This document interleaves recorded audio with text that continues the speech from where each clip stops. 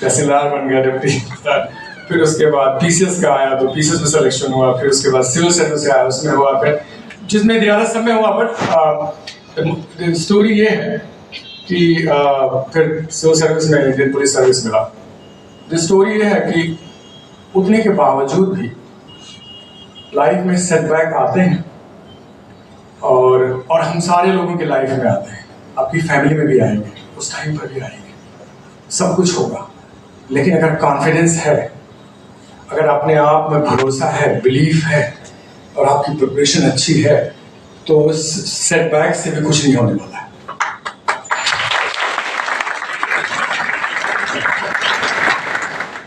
तो मेरा ये है कि लाइफ इतनी आसान नहीं। क्या होता है कि जो ये सारी चीज़ें आती हैं तो कभी मतलब हार्ट लूज करने की ज़रूरत नहीं। देयर इज ऑलवेज, या फिर कुछ भी करेंगे। मेरी स्टोरी से सिर्फ इतना ही सीख सकते हैं कि मैं जब इतने सारे हर्डल्स के बाद अगर मैं वहाँ तक जा सकता हूँ तो आप क्यों नहीं जा सकते।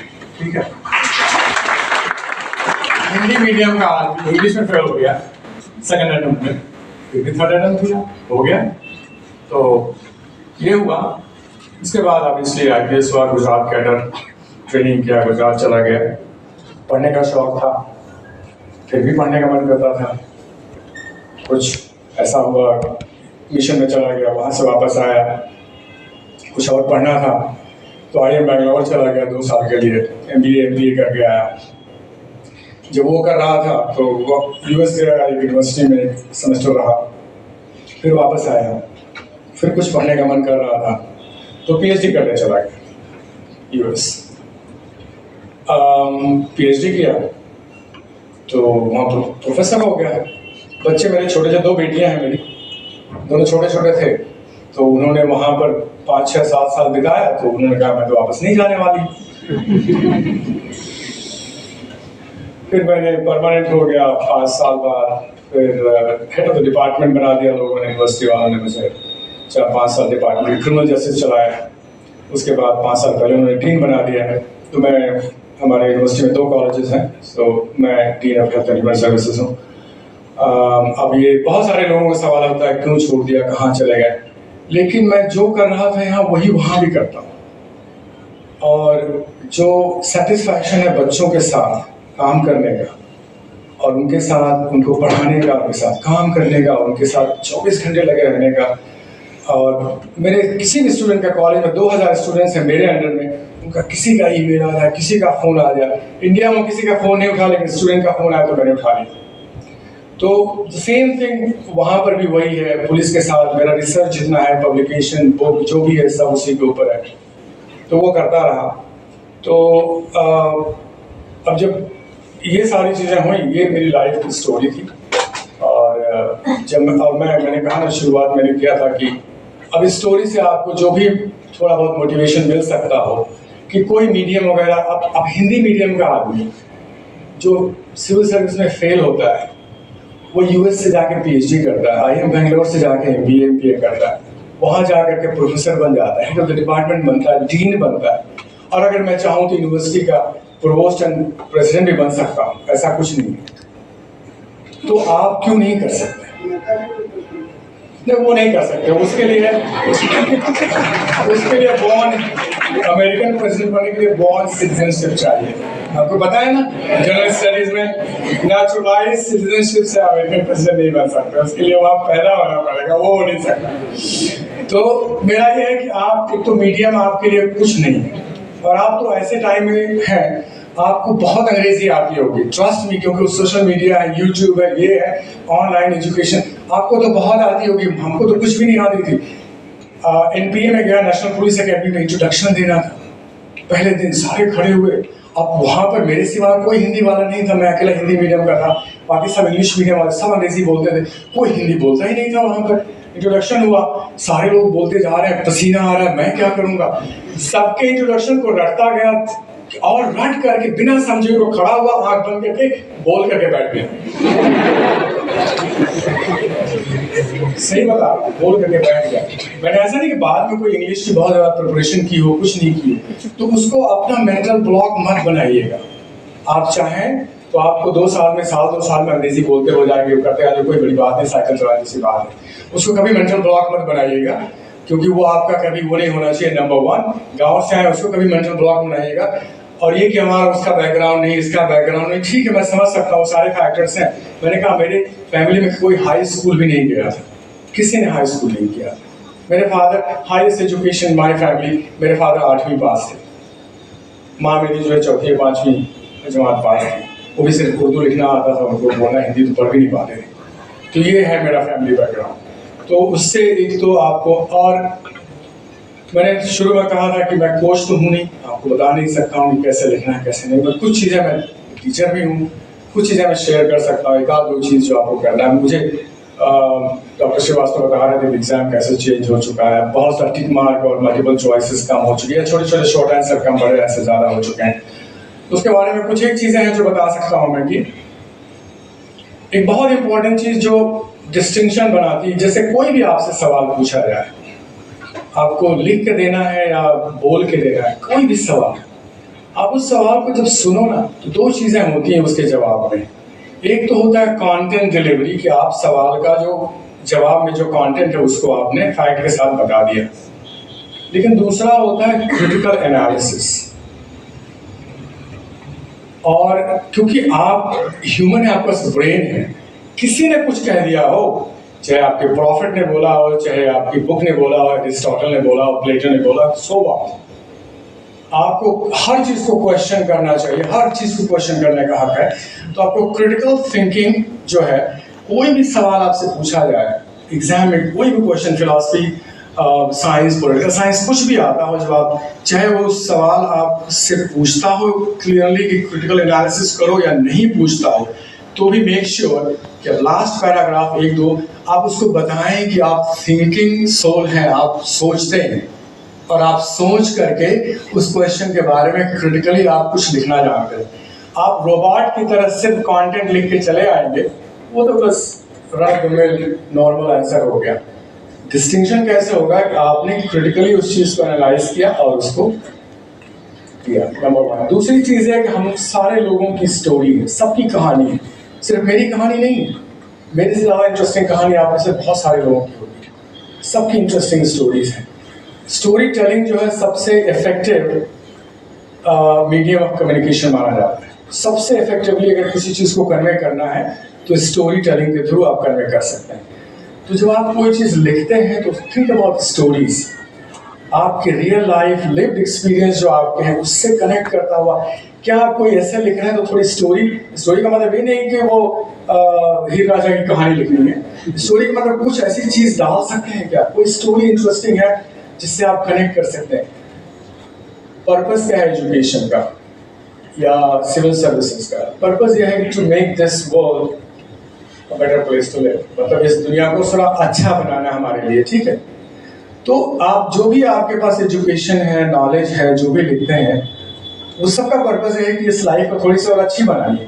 तो लाइफ का जो रियल एक्सपीरियंस है उससे डिस्कनेक्ट होकर के अगर आप कोई चीज़ कर रहे हैं तो उसका द सेकंड पॉइंट ये है कि आप जब भी कोई चीज़ करते हो तो अपनी लाइफ के बारे में सोचें, एक्सपीरियंस के बारे में सोचें, और आप देखें कि आप उस चीज़ को कैसे कनेक्ट कर सकते हैं। कभी कभी ऐसा होता है स्मॉल स्टोरी अगर बना दे तो उसे, इंटरव्यू में मैं सिविल सर्विसेज में गया था तो मुझसे एक सवाल पूछा गया कि आप तो साइंस के स्टूडेंट थे, बाद में आपने आर्ट्स क्यों ले लिए?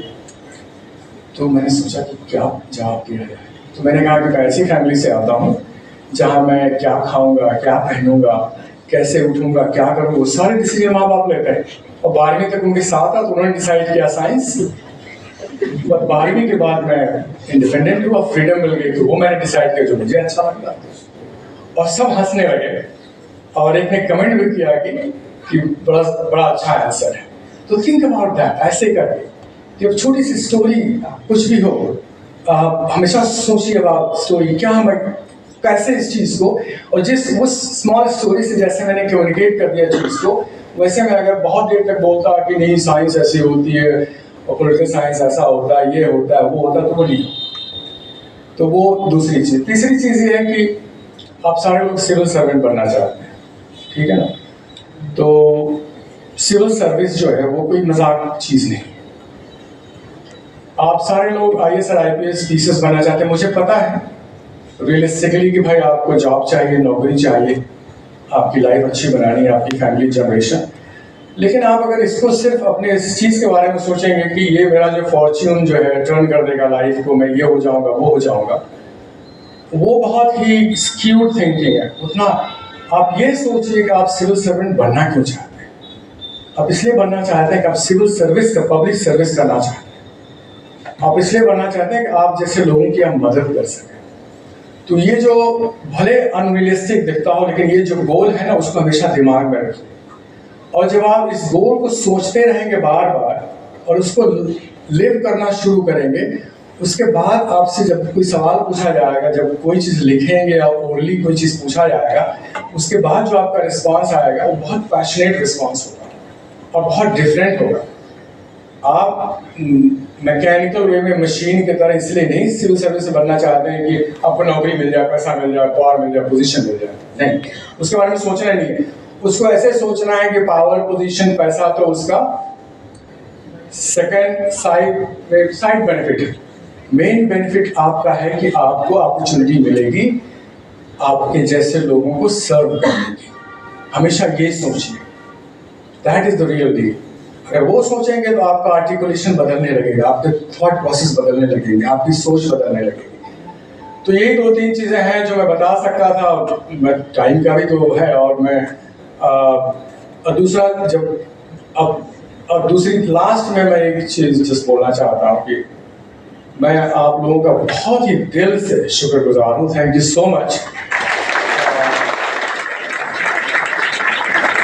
ये आपके लिए अभी नहीं समझ में आएगा, लेकिन मेरे लिए बहुत बड़ी बात है कि मेरे अपने जैसे लोगों के बीच में खड़े होकर के मैं उनके साथ बात करने का मौका मिला और आप लोग बैठ कर मुझे सुन रहे हैं। जब आनंद ने बोला कि चलना है वहाँ पर ऐसा, तो ऐसा होता है कि हमारी लाइफ में हम जब अपनी जर्नी स्टार्ट करते हैं ना, तो बहुत सारी इमेजेस बिल्ड करते हैं अच्छी। बाद में वो इमेजेस शुरू में सब अच्छी होती हैं, बाद में धीरे धीरे थोड़ी ख़राब होने लगती हैं। लाइफ वो कोलाज बन रहा रहता है। तो आप अभी यंग हैं, तो आप जितनी हैप्पी इमेजेस बिल्ड कर सकें करिए। लाइफ में बाद में मिड एज क्राइसिस, पेरेंट्स का बीमार होना, उनका चले जाना, ये होना, आपकी बाद में इमेजेस सैड होने लगती हैं धीरे धीरे। शुरू में इमेजेस बहुत अच्छी होती है, हैप्पी होती है, तो आप बिल्ड करिए उनको। तो जब उन्होंने कहा, और जब आप उस टाइम पर आप उन हैप्पी इमेजेस को विजिट करके आप खुश हो सकते हैं, वो सपोर्ट करती हैं आपको। तो जब इन्होंने कहा कि चलना है, तो मैं उन्हीं हैप्पी इमेजेस को रिक्रिएट करने, रीलिव करने यहाँ आया, ताकि आप लोगों के साथ खड़ा हो और वो मुझे जो है फ्यूचर में वो उसको और भी जीने का सपोर्ट देंगे। तो ये सब मेरी छोटी छोटी एडवाइस है आप लोगों के लिए, क्योंकि मैं उम्र में बहुत बड़ा आपके बाप जैसा हूँ। बहुत सारे लोगों के तो बाप भी मुझसे छोटे होंगे, तो इसलिए। और बाद में यही थैंक यू। और दूसरी चीज़ ये है, एक चीज़ और मेरी लाइफ से सीखिएगा कि अच्छा, एक IPS IAS मैं बात कर रहा था साहब से, सर से आपके, तो उन्होंने कहा कि ज़रूर मेंशन कीजिएगा आप इस चीज़ को। कहा तो नहीं, लेकिन इन्होंने मेंशन किया, आई लाइक दैट, कि civil services end of life नहीं है। इसके मतलब वो, मैं थोड़ा उर्दू वाला हूँ, तो सितारों के आगे जहाँ और भी है, मतलब बहुत सारी चीज़ें इसके भी। छोटी सी स्टोरी मैं कल शेयर कर रहा था। एक मेरा दोस्त था आनंद, और हम दोनों गए और उसके साथ JNU में हमने इंटरव्यू की प्रिपरेशन की। तो वो हमसे थोड़ा 2-3 साल जूनियर था और उसने भी सिविल सर्विस की प्रिपरेशन की। हम तो चले आए, निकल गए, बाद में पता नहीं चला। उसने 15-17 साल बाद मुझे कहीं से कांटेक्ट किया और मुझे ढूंढ के निकाला। फ़ोन पे बात हुई, फिर उससे दोस्त से मुलाकात हुई। उसने बताया तुम लोग चले आए। उसके फादर अलीगढ़ में प्रोफेसर थे, मदर भी वहाँ प्रोफेसर थी। उसने सिविल सर्विस देना शुरू किया। इकोनॉमिक्स से वो MA था। 4 अटेम्प्ट दिया उसने, उस बीच में फादर की डेथ हो गई, सिविल सर्विस में हुआ नहीं। तो फिर क्या करें, माँ के पास कुछ पैसा था। उसने कहा माँ अगर थोड़ा पैसे दो तो मैं US चला जाता हूँ MBA करने। तो माँ ने कहा $15,000 मेरे पास हैं, ले लो। तो वो लिया और फिर न्यूयॉर्क चला गया। न्यूयॉर्क में जा करके उसने एक बिजनेस स्कूल से MBA किया।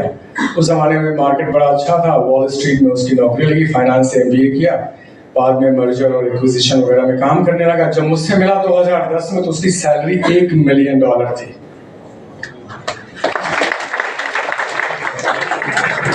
वो आदमी कम से कम 100 बच्चों को हर साल स्पॉन्सर करता है एजुकेशन इंडिया में। कम से कम हाफ अ डजन स्कूल को सपोर्ट करता है, चैरिटी करता है। लेकिन मैंने कहा कि सिविल सर्विस एंड नहीं है, इसलिए अगर हो तो आप मतलब लाइफ एक बार मिलती है, हौसला हारने की ज़रूरत नहीं है। बहुत बड़ी दुनिया है, बहुत कुछ आप में, बहुत टैलेंट है, बट बिलीव इन योरसेल्फ कि मैं कर सकता हूँ। मैं अपने भाई को देता हूँ। अब ये ज़्यादा आपसे कनेक्ट कर पाएंगे क्योंकि इंडिया में रहे हैं, इन्होंने बहुत अच्छा काम किया है, बहुत ही डायनामिक पुलिस ऑफिसर हैं और ये आपसे बहुत कुछ कनेक्ट कर पाएंगे।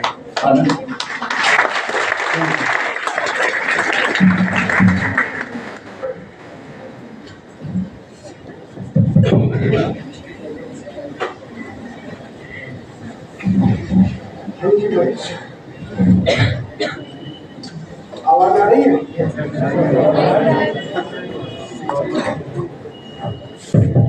आवाज आ रही है? पीछे तक सुनाई दे रही है? ठीक।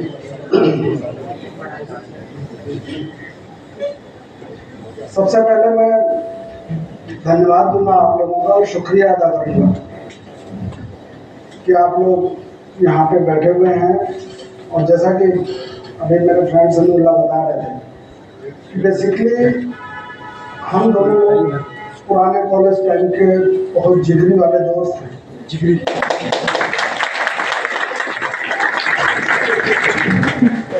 फिर लेकिन जब आप कैरियर में आगे बढ़ते हैं तो चीज़ें अलग अलग होना शुरू हो जाती है। इनका काटा गुजरात हो गया, मेरा राजस्थान हो गया, मैं राजस्थान तक ही सिमट के रह गया, फिर ये अमेरिका तक चले गए, सारी चीज़ें हो गई। मैं तो इतना सोचूं, मैं यही सोचा।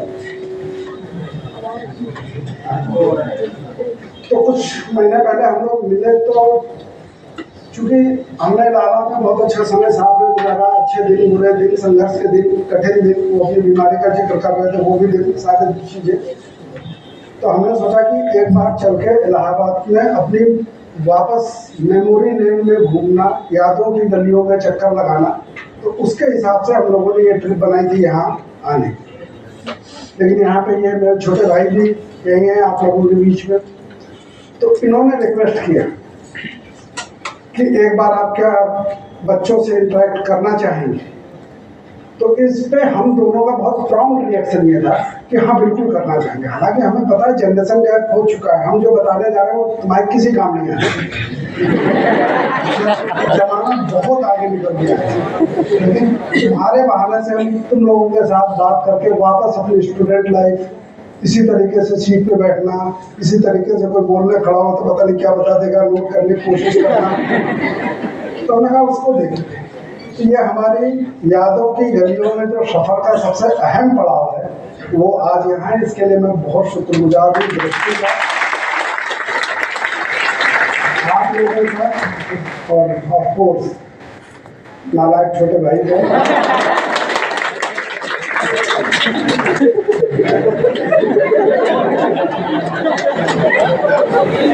छोटे भाई मतलब नालायक तो, और उनसे मेरे बारे में कुछ होगा तो इससे भी कुछ बड़ा बताएंगे। मैं सबसे पहले छोटा सा अपना परिचय सिर्फ सिविल सर्विसेज में सेलेक्ट होने तक का देता हूँ। आप लोगों की तरह हिंदी माध्यम का छात्र रहा हूँ। एकदम ग्रामीण परिवेश में मेरी स्कूलिंग हुई है। इतना ग्रामीण की शायद उतना ग्रामीण तो कहीं आप लोगों को बचा ही नहीं होगा, वो परिवेश आपको मिलेगा ही कि घर से वो बिछाने वाली बोरी साथ लेके जाते थे, उसको ऐसे करके बैठ जाओ। आज भी हम लोग इसको डिस्कस कर रहे हैं कि हम लोग तो ऐसे स्कूल में पढ़े हैं, तो फर्नीचर भी नहीं होता था। हम उस स्कूल में पढ़े और टाट पट्टी 5वीं क्लास वालों को मिलती थी, तो ऐसा लगता था कि इनको तो 5 स्टार ट्रीटमेंट मिली, हमें घर से ले जाना पड़ता। उसमें भी 2 क्लास थे, वो भी मैं डिस्कस कर रहा था। एक जूट वाली बोरी ले जाते थे गरीब बच्चे, एक जो खाद वाली जो प्लास्टिक की बोरी ले जाते थे, क्या चिकनी सफेद बोरी लेके आए। मतलब उस माइंड सेट, उस जगह से पढ़ाई शुरू कर रहे हैं, ये कर रहे हैं, फिर करते करते चीजें डेवलप होती है। इलाहाबाद आ जाते हैं, इलाहाबाद में यूनिवर्सिटी में आ जाते हैं, एडमिशन हो जाता है, पढ़ना लिखना शुरू करते हैं। जैसे जैसे जिंदगी में आप आगे बढ़ते हैं, फिर कुछ रास्ता आपको खुद दिखने लगता है, कुछ माहौल और वातावरण दिखाता है, कुछ आपके सीनियर्स दिखाते हैं। धीरे धीरे आपके मन में कोई सपने पलने से लगते हैं, ड्रीम। आप लोग भी कोई ड्रीम देख रहे हैं जिसकी वजह से यहाँ पे आज इकट्ठा है। तो अल्टीमेटली इलाहाबाद में आकर के मेरे ख्याल से यहाँ जितने लोग हैं उनका बैकग्राउंड और हमारा इनका अगर पारिवारिक बैकग्राउंड माना जाए तो लगभग कॉमन निकलेगा कि हम सब एक लाइन में अति साधारण बैकग्राउंड से आते हैं। तो यहाँ आकर के वो ड्रीम, वो सारी चीजें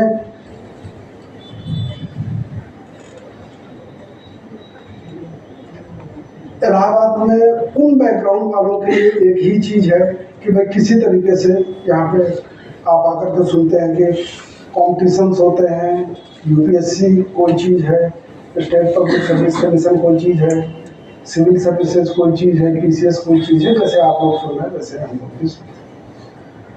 तो वो सुन करके फिर हम पॉलिटिकल साइंस के स्टूडेंट थे, बीए किया, बीए करके एमए किया, एमए करके जैसा समीउल्लाह भाई बता रहे थे कि हम लोगों ने कंपटीशन देना शुरू किया। तो मीडियम हिंदी ही था, तो पहला अटेम्प्ट दिया, कोई 450 के आसपास रैंक आई। तो कस्टम अप्रेजर एक नीचे जॉब होती है, उसमें सेलेक्ट हो गए। मुझे लगा कि पहले अटेम्प्ट में यहाँ तक आ सकते हैं, तो दूसरा अटेम्प्ट दिया, तो उसमें कुछ रैंक ऊपर चली गई, 125 के आसपास आ गई, तो पुलिस में आ गए। हाँ, अब वो लंबी कहानी है, वो लंबी कहानी ठीक है। अरे सर बताइए सर।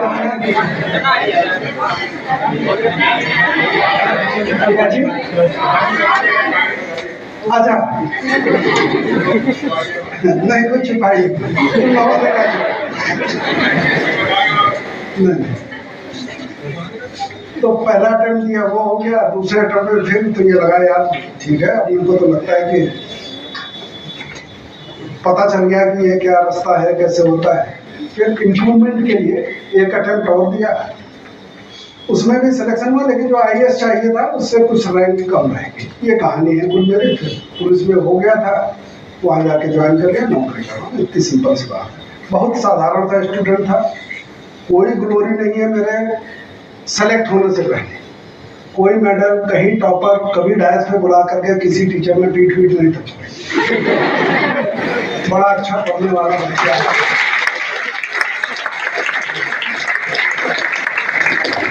पिटाई तो खूब ध्यान में, पीठ थपथपाना नहीं। मार बहुत पड़ी है।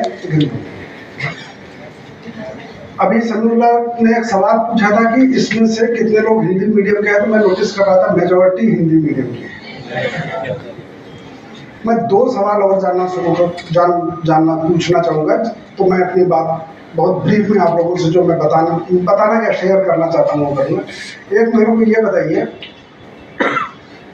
इतने लोगों में से कितने लोग ह्यूमैनिटीज के हैं, आर्ट्स के हैं, और कितने अदर देन आर्ट्स हैं? दोनों तो एक ही बताए। एक बार हाँ मुझे, अदर देन आर्ट्स वाले कितने, अदर देन ह्यूमैनिटीज? ये साइंस बैकग्राउंड या तो मेजॉरिटी आर्ट्स बैकग्राउंड की है।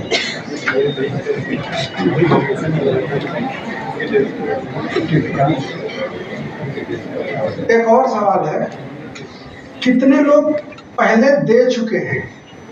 सिविल सर्विसेज की बात कर रहा हूँ। पहले दे चुके मतलब प्रीलिम्स या मेंस या इंटरव्यू, मतलब एग्जाम में अपीयर कोई हो चुका है पहले? अच्छा हाँ ठीक है।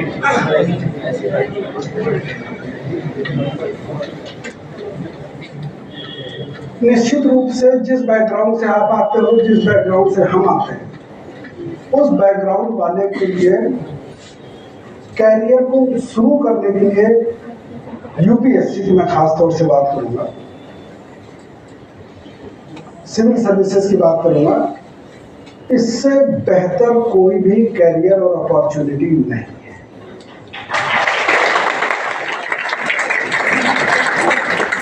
और वो इसलिए एक कारण तो उन्होंने बताया कि आप समाज को बहुत कुछ रिटर्न कर सकते हैं। दूसरा कारण है वो उनका सोशलिस्टिक कारण बताया। मैं आपको इंडिविजुअल कारण बताता हूँ।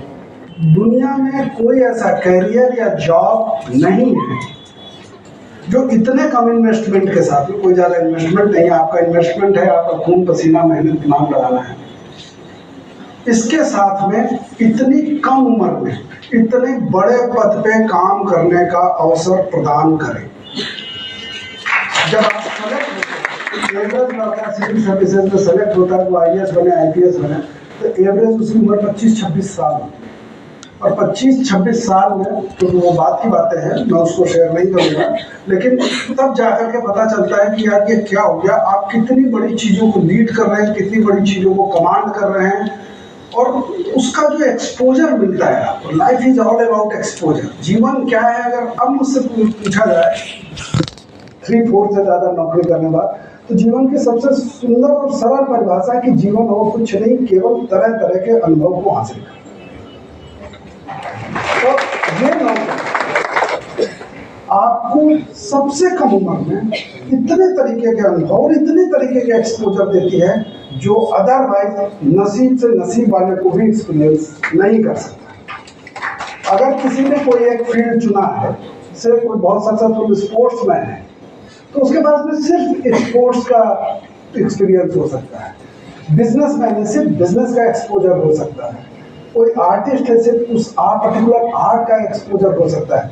लेकिन अगर एक सिविल सर्वेंट है और वो अपने दिमाग खोल करके काम कर रहा है, तो बाद में वो आदमी, और हम लोग जानते हैं, और जब आप लोग आओगे नौकरी में, तो हम लोग ऐसे लोगों को जानते हैं, पुराने सिविल सर्वेंट्स को, जो इनसाइक्लोपीडिया, इतना एक्सपोजर दुनिया में कहीं नहीं होता। तो इसलिए मैं मानता हूँ, मुझसे पूछा जाए कि ये काम, ये सबसे अच्छा जॉब क्यों है, ये इसलिए।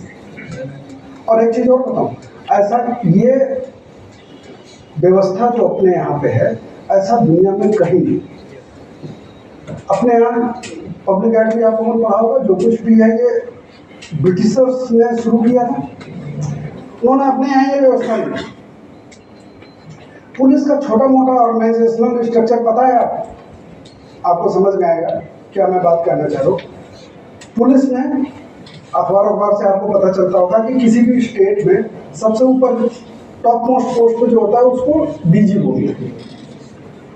और IPS जब सेलेक्ट होता है तो वो जब जाता है तो वो जिले में SSP, देखा होगा अखबार में निकलता है। तो जैसे आप लोग सेलेक्ट हो गए तो फिल्मों में, नेटफ्लिक्स पे, हर सीरियल में।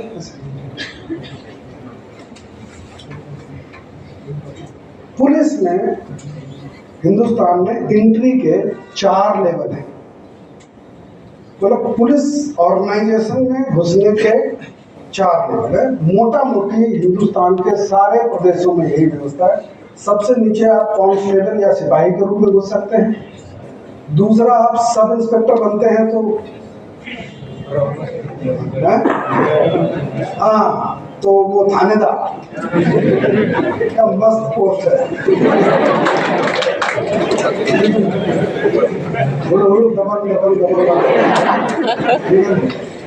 थर्ड, PCS में जब आप सेलेक्ट होते हैं तो आप DYSP बनते हैं। और फोर्थ, जब IPS में सेलेक्ट होते हो तो आपकी शुरुआत बेसिकली पुलिस अधीक्षक या SSP के रूप में। ठीक है, ये 4 एंट्री गेट है और आप चौथे वाले को एम कर रहे हो। आप सबसे ऊपर वाले से एंट्री मारे, सीधा बालकनी में जाए। लेकिन आपको पता है कि ब्रिटेन में क्या व्यवस्था है? ब्रिटेन में केवल सिर्फ एक एंट्री लेवल है पुलिस ऑर्गेनाइजेशन में, अगर कोई काम करना चाहता है, और वो है केवल और केवल कांस्टेबल। जिसको भी पुलिस में जाना है वो सिर्फ और सिर्फ कांस्टेबल ही बन सकता है। कांस्टेबल के रूप में सेलेक्ट, भर्ती होगा, रिक्रूट होगा और वहां से अपना कैरियर शुरू करेगा। फिर वो सब इंस्पेक्टर थानेदार बनेगा, फिर वो डीवाईएसपी बनेगा, फिर वो सुपरिटेंडेंट बनेगा, फिर वो करते करते वो डीजी तक, मतलब अगर है उसमें योग्यता तो वहाँ पे जाएगा। तो जो मैं बात कहना चाह रहा था कि वहाँ जो आप चौथे लेवल से अगर एंट्री आपको मिलती है तो उस समय आपकी उम्र 25-26 साल है। दुनिया में कहीं भी 26 साल में इतना बड़ा एक्सपोजर नहीं मिलेगा आपको। पुलिस में अगर किसी भी जगह जाना पड़ेगा तो नीचे से शुरू करेंगे, और जो यहाँ 26 साल में देख रहे हैं वहाँ पे कम से कम 46वें साल में मिलेगा। तो ये जो एक्सपोजर है ये जो आपको रिच बनाता है, आपकी पर्सनालिटी को बहुत रिच बनाता है, आपके जीवन को बहुत रिच बनाता है, आप बहुत एक्सपोजर। और फिर आप तो इसलिए मैं मानता हूँ कि सिविल सर्विसेज को अभी भी मैं मानता हूँ कि टफ जरूर है, लेकिन ये सिर्फ न केवल हिंदुस्तान में, वर्ल्ड में अगर देखा जाए तो one of the best career option है, और खास तौर से उन लोगों के लिए जो साधारण बैकग्राउंड से आते हैं, जिनके पास में कोई फैमिली का बहुत बड़ा सपोर्ट नहीं है, बैकग्राउंड नहीं है, कैपिटल नहीं है, पूंजी नहीं है, वो सारी चीज़ें हैं। और ख़ास तौर से अगर वो टेक्निकल नॉलेज वाले फील्ड से नहीं है तो फिर इसके अलावा ज़्यादा कोई दूसरा रास्ता अंधा नहीं। तो आप लोगों ने भी अच्छा है इस ड्रीम को, ये आप लोगों का भी ड्रीम है, आप इसको परसू कर रहे हैं, सारी चीज़ें हैं। उम्मीद करता हूँ कि बाद में कभी मिलेंगे तो आप में से काफ़ी लोग सफल भी होंगे। अभी परसों तरसों जब हम लोग अक्सर हम अपने आपस में बात करते हैं, तो परसों हम लोग लखनऊ से इलाहाबाद आ रहे थे, कार में हमारी बात कि हमारे अंदर कुछ भी खास नहीं,